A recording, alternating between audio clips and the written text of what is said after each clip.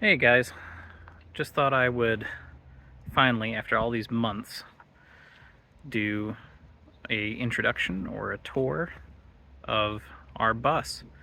I made our YouTube channel pretty much around the same time that we made our Instagram and our Facebook page, but we've been so busy trying to get this bus livable before winter really starts to set in here, that we just really haven't had time to film a lot of stuff.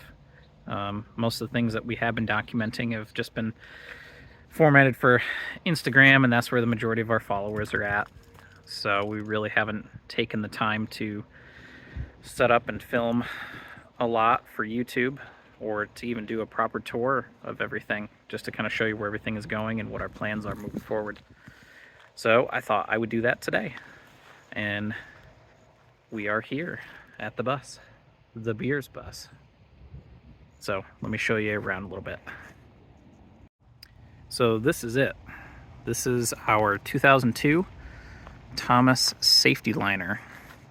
Has a Caterpillar 3126 engine with the Allison MD 3060 transmission. We had a very nice gentleman named Charlie Ball come down from Virginia, and he was able to unlock the 6th gear for us. So should get a little bit better gas mileage on the highway, I'm hoping, but we'll see. So when we bought this bus, as you can see, we've got a pretty good roof raise on it. It's about a 20-inch roof raise from the driver's seat back, and the interior usable space for us, we measured from the driver's seat all the way to the back door, and it's about 32 feet of space total. The bus itself is around 36 feet, I believe, is what we measured. So pretty good size for us. Would have been nice to have a 40-footer, but I suppose we can always put a little bit bigger of a back deck on, since we got the room to work with. When we got the bus, like I said, the roof raise is already done, and that window was already put in, but the other ones we had to put in ourselves, but they came with the bus from the previous owner. So a lot of the heavy lifting was already done, which was nice. It would have taken us a long time, just the two of us, to do this roof raise on our own, to fabricate all this stuff. It would have been a nightmare. And now with our deadline of moving out of our apartment, it wouldn't have worked out. So I think we definitely found the perfect bus for our needs. We still have a lot to do on the exterior. We still have to paint. Probably not going to get to that until maybe even next year. I don't know yet. We'll have to see what kind of weather we have in the next month, since we're heading into November. But yeah, other things will have to take priority to get this thing livable. Pretty good shape otherwise. Really wasn't anything wrong with the bus when we got it. We drove it all the way here and it was fine. And then it was sitting for 2 weeks in a storage yard, and we went to start it and nothing. And it took us 2 weeks to figure out that we needed to replace the starter. But luckily, that's all we've had to do mechanically on it. I'm still gonna have someone do a once over, make sure it's all still mechanically sound, but we drove this thing for near 4.5 hours without a hitch, and it worked perfectly. But yeah, starter, only problem, thank God. Yeah, so let's kind of just go over some of the plans for the bus, and also what we've already done to it. You can tell from the other side and this side, we put in some more windows. So we got 2 of these big windows and a small one in the back where our hallway is going to be. This bus window is already here, which kind of gives me more visibility when I'm driving. And then the door was already kind of put together, welded in the middle, or riveted in the middle. So now it just functions as one big door. And neat little feature about this thing is when you're driving down the road currently, the door or the bus must flex just so that this thing swings wide open into traffic. And that terrified me the very first time. So when we are moving this thing for any distance, we bungee the inside just to make sure that it stays shut. We're gonna fix that later on. It's definitely this door latch. It's not sitting right. So, but we'll look at that at a later time. All right, go inside here, show you around. Coming up the stairs, we've done a little bit of work. Amber's done some tiling here with some like river rock stone. As you can see, it's a little dirty right now, but we're gonna clean it up a little bit more. She's got a little bit more grout work to do, and then she's gonna put a sealant on it that's really gonna make it pop. It'll give it a little bit of a darker look and a little bit of a shine. Still working on what we're gonna do with the entryway, but that's probably gonna be a later project. It's just not a priority at the moment. And here's the rest, which is just a mess. But not as bad as a mess as it was. We've used up a lot of material to finish these walls off in here, so we got significantly less plywood than we started out with. When we bought the bus, it actually came with this plywood, near 20 sheets of it, which was incredible, especially with today's prices on wood. And it also came with extra tongue and groove, some framing lumber, 2x3s. Really, we've had to buy like minimal amounts of lumber to do anything in here. But now as we're progressing, we're getting the shower framed out in the back there. We're definitely probably going to have to purchase some more before we can finish it all up. But let's turn over to the driver area. Not much is really going on here except for just cleaning up stuff. The front section up here where these cupboards are was already done by the previous owner. We're going to be changing this up because eventually we're going to have a second mini split head unit up here. For now, we have one of them already, and we're going to install it in the back. And then the other big noticeable change is our RV seat, which was an awesome marketplace find. This guy actually gave it to us for free because he heard it was going to a bus build and he just thought it was really awesome. So showed up and he's like, oh, we'll just give it to you, and use the money saved to put diesel in this thing, which, we're definitely going to need. But we got this thing mounted. It swivels around.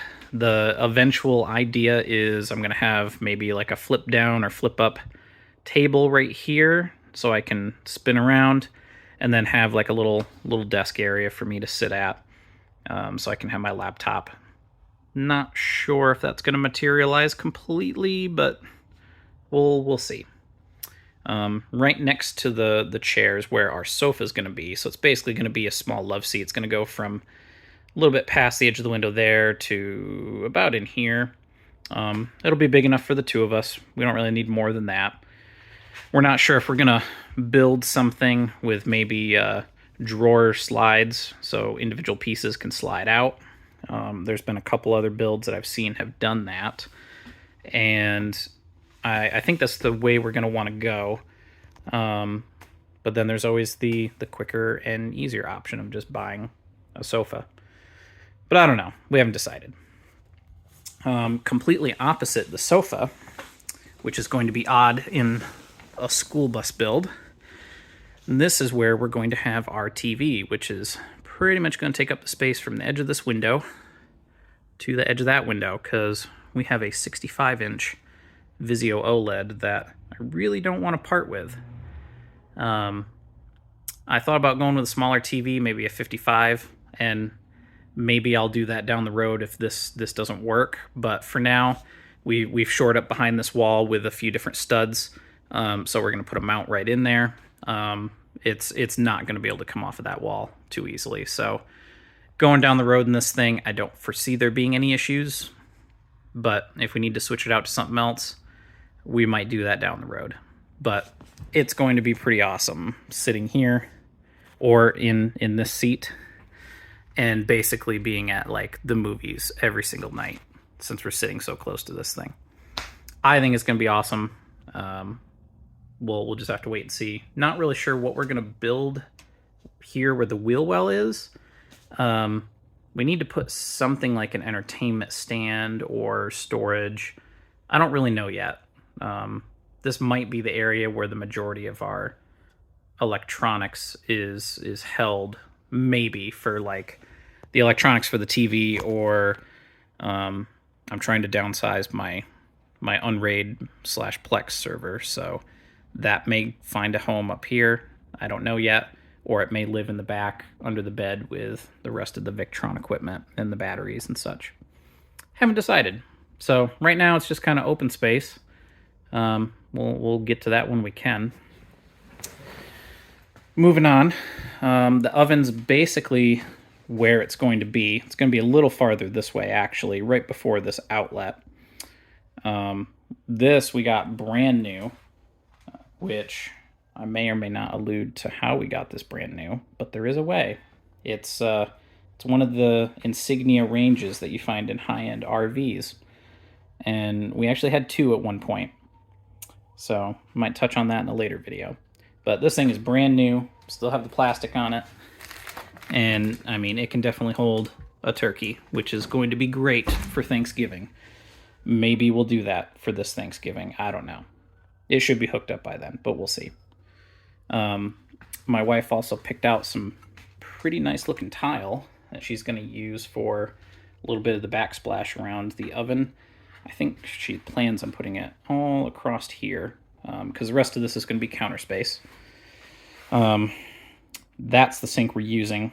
This is the one we're probably just going to give away for free. It came with the bus, but we didn't want a double basin. We found a single deep basin, so we're going to put that in. The countertop's going to go from here across, and I think it's probably going to sit a little bit over to this side, maybe. And then we'll have a nice view out the window wherever we're set up. It's going to be nice. Opposite of the kitchen area is our other big picture window. And in this spot, we're going to have kind of a flip-up live edge with a couple stools that you can sit at.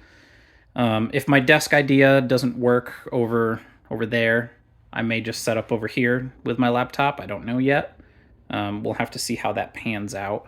If that's the case, I still have tons of room here. I can still put my rolly chair right here, and we'll just figure out how to secure it. But that's basically going to take up the full width of this window, the flip-up table. And then immediately next to it is going to be our refrigerator. We've got our eye on this really cool Hisense 14 cubic foot French door refrigerator. It's small, but it's still a French door refrigerator and has two freezer drawers below it. It's only 27 inches wide, so it really is not going to take up that much space. We had the tape on the floor, but we pulled all that up. But it's probably going to go about right here and then to the edge over here. Maybe I might be a little off here. It might go a little bit further, but it'll be more than enough storage than we need for stuff. There is an outlet behind all this plywood that I did install for it. And then basically we'll be kind of walking through here and then back along our hallway. And we might have a little space on the side of the refrigerator for maybe like a little coffee nook, but we'll have to see how that comes together. The framing that you can see here is the framing for our shower bathroom. And on this side of the wall is more or less where our Dickinson heater is going to go. Still have to order the extension piece to go out through the roof or maybe off to one side. I haven't decided yet. But they only sell another 28-inch extension or a 10-inch extension, so we're not sure what we want to do.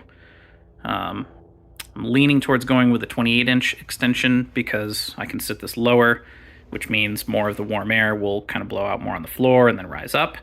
That might be better. I don't know. Still thinking about it. Let me know what you guys think if any of you have a Dickinson heater or any propane heater or diesel heater. Is it better to have this thing lower to the ground so the heat rises and heats up the floor a little bit? I don't know. It's my first time doing this, so I have no idea. All right, moving back through our hallway. I'm going to build a little step up here. This is kind of an awkwardly high step. Coming through here, we thought we needed something to bring in light, just kind of in this in-between, because we're going to have the windows in the back in the bedroom here, but that's it. We didn't put any other windows in. We didn't want to take the time to do that. So we got this window from Amazon. It's a 12 by 24. Framed it in. It was really easy install, just cutting through the sheet metal. Just lifts up here. And we can get some airflow going in. You know, it'd be really, really nice. Once you come back off of this step, our bathroom framing's kind of going this way across, so we're going to have like a door right here. And then inside here, you're basically looking at the whole shower. So our incinerator toilet, we have a Tiny John Eco John, I think it's called, or Eco John, Tiny John. That's going to go here. It's propane, so propane incinerating toilet. That's going to be cool. And then next to it, small vanity. And then this is kind of a little knee wall that we built, which is going to be the shower area right here. It's going to be a little bit of a weird shape, but the shower pan's going to fit in this whole area. Drain's going to be about there. And our Nibia shower head is going to be over here. Still a work in progress, but we got all this done, and this is solid. Like, none of this is going to go anywhere. So, and then all that box of tile we got at the Restore. Just like we've gotten a lot of material from the Restore, we found some really, really cool finds. I recommend it to anybody who's doing a bus build. That tile probably would have cost us like $500 for all those boxes normally, and we got it for $22. And it's this really cool like picket style tile that's gonna go up on here. It's gonna look really cool. And I think we have enough. We've got like 5 boxes of this stuff. But actually, it's not our only awesome Restore find. Let me show you guys this. It's a little absurd of a thing to have in a bus, but if I can pull this out without making a mess. There we go. We got a pot filler. $20 find, and this thing retails for $630. So I'd say that's a pretty cool find. So we're probably going to have it about here so we can fill pots of water. Is it needed? Absolutely not. Especially in a bus build? No. Definitely not needed. But is it cool? Yes, it is. It is very cool. And it's going to set us apart from anybody else. And I think that's the whole point of this. You know, people build their buses how they want, you know, to fit their lifestyle and their needs. And people come up with some very unique things. And I think that's going to be one of our unique things. So definitely can't wait to get that installed. I guess since I did mention that, we are going to have a dishwasher in here too. It's one of those drawer styles that pull out. It's a Fisher Paykel. Another Facebook Marketplace find we got for $125. Just had to replace a couple actuators that works the lid inside for like $30. Good as new. It's a $700-800 dishwasher. So definitely check like your Restores, your marketplaces, wherever you are locally. There are deals out there, even if you have to drive a couple hours for them. I mean, you can outfit an entire bus. I mean, hell, even this, the Dickinson, we got from Marketplace for $350. And these things are not cheap. So it can be done. I promise you. So yeah, bathroom area here. You pretty much know the layout. It's going to be spacious. That was a requirement of mine. I need a big shower. Like that is something that I could not go without. We're only going to have one light in there, but I'm going to fix that. I'm going to run some LED lights, like strips along here. So that's going to be in future videos because this whole bus is going to be smarted up with Home Assistant. I'm going to control each one of these light groups. Right now the pucks are wired in sets of 2 all the way down. But I'm going to have all of that so you can control it from your phone, from voice, automations, motion, whatever. But I will get to that in a much, much later video, probably. And then pretty much back here, though, this is going to be our bedroom area, laundry area. As you can see, we got this big washing machine. I actually drove to Tennessee for this. It's an LG. It's 4.6 cubic foot combo unit. It's 110 volt. It's a condensating washer dryer unit.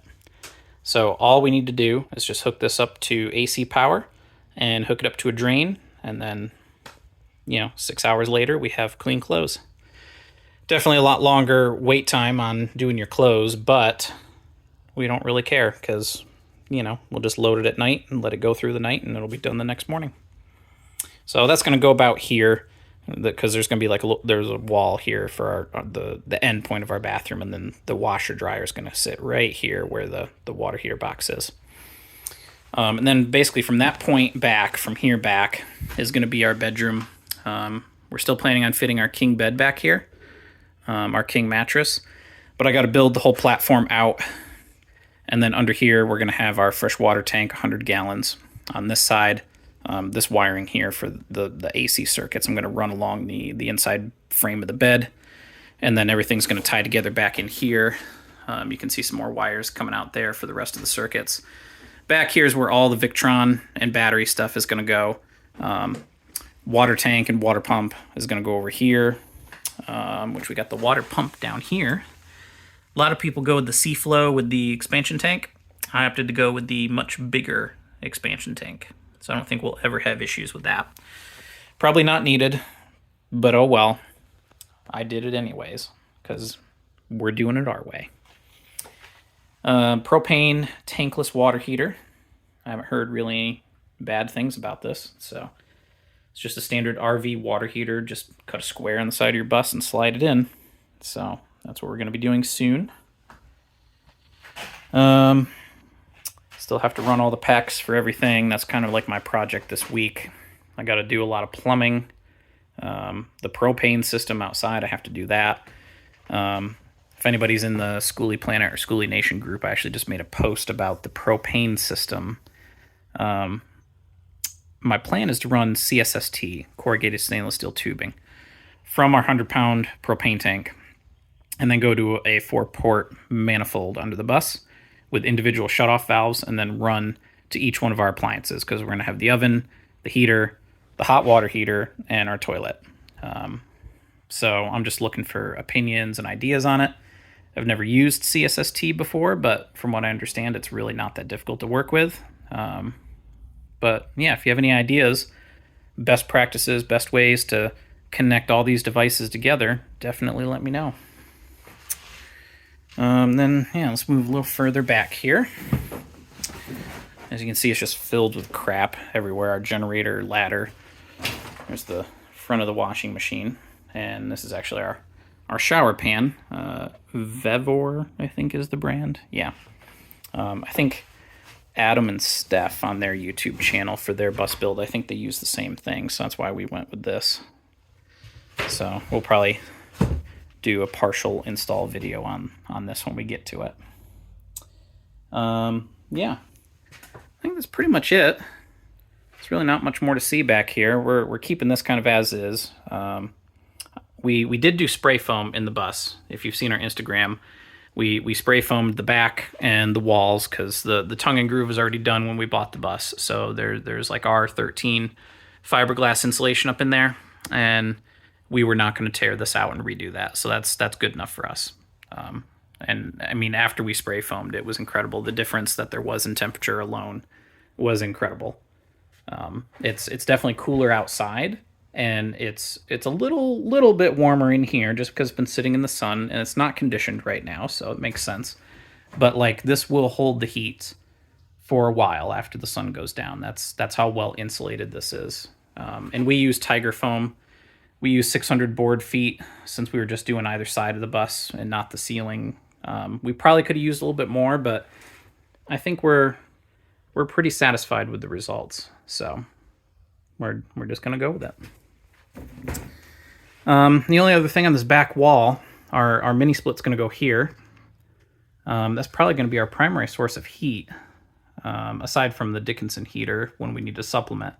But we're gonna have two of these. We have the Pioneer Diamante Ultras, the same thing that Chuck Cassidy recommends, and I'm gonna do a similar mounting situation outside with a bracket for the condenser on the back.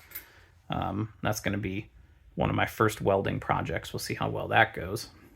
But yeah, this will be right over our bed because I like it to be an ice box in here. Amber, not so much, but that's just how I like it. So just put more blankets on.